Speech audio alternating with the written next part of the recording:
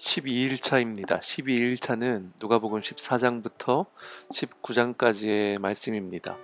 14장에서는 큰 잔치의 비유가 나오는데 그 큰 잔치는 하나님 나라를 비유로 말씀하고 있습니다. 하나님 나라에 초청받은 사람들은 많이 있습니다. 하지만 말씀에 보면 모두가 다 초대에 응하지 않습니다. 그 핑계는 세상 나라에도 집중하기 때문입니다. 집주인은 사회적으로 소외된 마음이 가난한 사람들을 하나님 나라에 초대해서 집을 채우라고 그렇게 명령하고 있습니다. 하나님 나라는 마음이 가난한 사람들이 차지하는 것이 맞습니다. 우리도 세상 나라에 살지만 하나님 나라에 대한 마음이 더욱더 가난해지기를 바랍니다. 주님은 계속해서 말씀하시기를 제자가 되는 길은 희생의 대가가 필요함을 말씀합니다. 제자가 되기 위해서는 자기 소유를 다 버려야 한다고 그렇게 우리에게 말씀하고 계십니다. 제자가 되는 것은 우리의 생각과 또 세상의 가치관, 그런 모든 것들을 다 내려놓을 때 주님의 참 제자가 될 수 있습니다.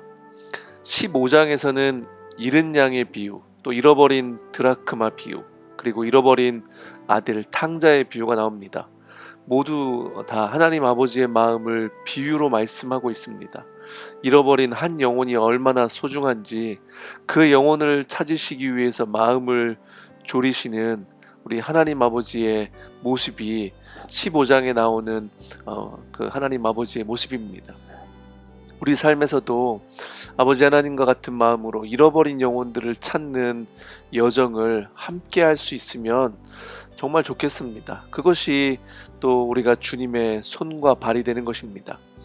16장은 불의한 청지기가 나오는데 그의 부정직함 때문에 청지기직을 주인이 그만두라고 요청을 합니다. 그 청지기는 자기 마음대로 주인에게 빚진 사람들을 불러다가 원금에서 반을 깎아주고 그렇게 조정을 해줍니다. 그런데 이상한 건 주인이 그 청지기를 칭찬한다는 겁니다. 이 말씀에 대해서 여러 가지 사실 해석들이 있습니다. 다른 해석들도 있을 수 있지만은 주인은 불의한 청지기의 그 잘못된 행동을 칭찬한 것이 아니라 자신의 상황에 대해서 자신의 미래를 슬기롭게 대처하는 것을 지금 칭찬하고 있는 것입니다.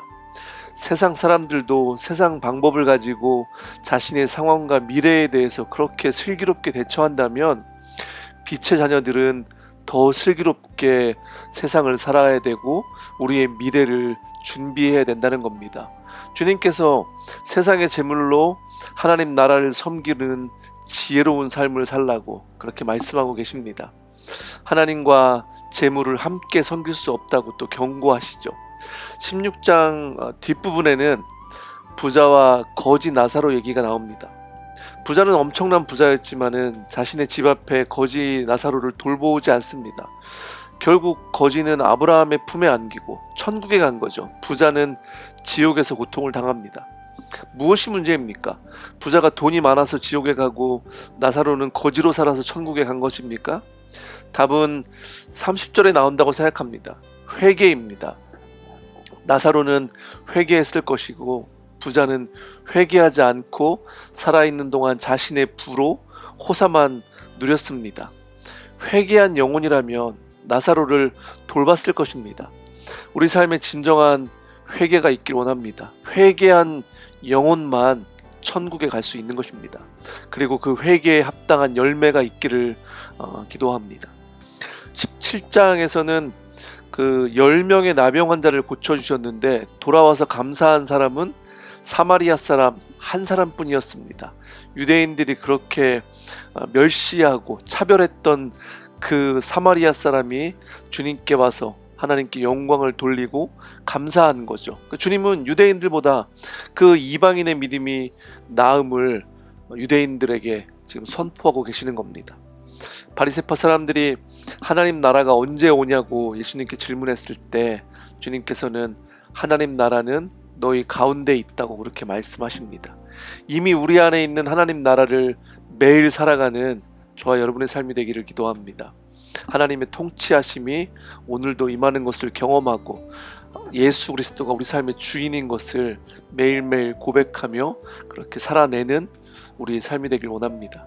18장에서는 끈질기게 조르는 과부와 그 불의한 재판관의 비유를 통해서 끈질기게 믿음으로 매달리는 하나님의 백성들의 기도에 대해서 말씀하고 있습니다. 그렇게 믿음으로 끝까지 매달리면 하나님의 백성들에게 그 권리를 찾아주신다고 말씀하고 있습니다.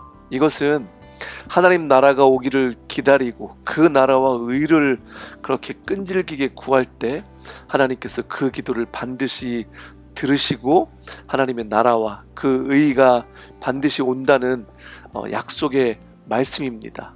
저와 여러분의 삶 가운데 이런 믿음과 끈질긴 기도가 있기를 원합니다. 저희가 그런 믿음과 끈질긴 기도를 통해서 하나님 나라를 기다리며 또 이 땅 가운데 하나님 나라가 그렇게 이루어지는 것들을 보기를 원하는 겁니다. 19장에서는 예수님과 삭개오 이야기가 나옵니다. 세관장 삭개오는 예수님을 만나고 그 인생이 완전히 달라집니다. 회개하고 자신의 소유의 절반을 팔아서 구제하겠다고 고백하고 혹시 강제로 뺏은 것이 있다면 4배로 갚아주겠다고 말합니다. 주님께서 말씀하시기를 오늘 구원이 이 집에 이르렀다고 말씀하시죠. 열 문화 비유는 달란트 비유와 비슷하지만 받은 액수가 다 같습니다. 하지만 누구는 한 문화를 가지고 10문화를 남기고 또 누구는 한 문화를 가지고 5문화를 남겼습니다. 하지만 또 다른 종은 한 문화를 그냥 보관만 하고 있었습니다. 주인은 그 한 문화를 빼앗아서 10문화 가진 사람에게 주라고 하십니다. 가진 사람은 더 받게 될 것이고 가지지 못한 사람은 가진 것까지 빼앗길 것이라고 그렇게 말씀하십니다. 많이 남기고 적게 남기고 하는 것보다 그 문화를 얼마나 잘 활용했는지가 중요합니다. 하나님께서 내게 주신 것을 보관만 하지 말고 하나님 나라를 위해서 잘 사용하는 저와 여러분이 되기를 원합니다. 말씀을 읽으시면서 우리 하나님 아버지의 뜻이 깨달아지는 그런 시간이 되시기를 바랍니다. 감사합니다.